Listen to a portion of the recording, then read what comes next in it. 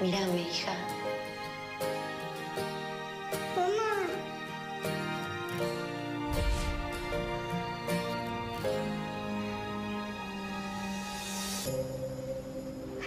Espera, no me digas, no me digas. ¿Simón?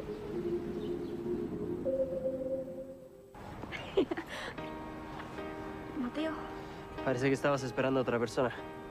Sí, estaba esperando a Simón. Bueno, lo siento mucho. Soy italiano y no tengo acento mexicano. ¿Qué estás haciendo aquí? No, es que te quería comentar algo. ¿Qué onda, chicos? Hola. Simón, ¿qué onda? ¿Llegaste temprano? ¿Cómo estás? ¿Bien? Bien. ¿Qué onda? ¿Todo bien?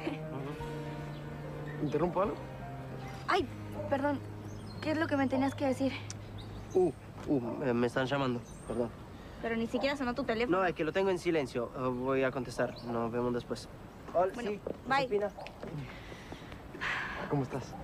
Pues aquí acomodando mis ideas. Es que tengo un remolino de sensaciones, Simón. Han pasado muchísimas cosas. Sí. ¿Y tú qué onda? ¿Por qué llegaste tan temprano? Yo llegué antes de la fiesta porque tengo algo para darte. Algo que es muy especial para ti y que olvidaste en Cancún. Ay, ¿qué olvidé? ¿Qué es?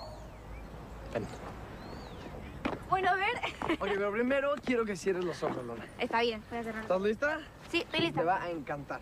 ¿Cuántas hasta tres? 3. No. 1. 3. 2. 3. 3. Tus patines. Simón, Están completamente arruinados porque se mojaron, pero pensé que sería un lindo recuerdo para ti. gracias. Estos patines son muy especiales para mí. No sé. Con ellos hice mi primera competencia. Me acompañaron en el momento más difícil y feliz de mi vida.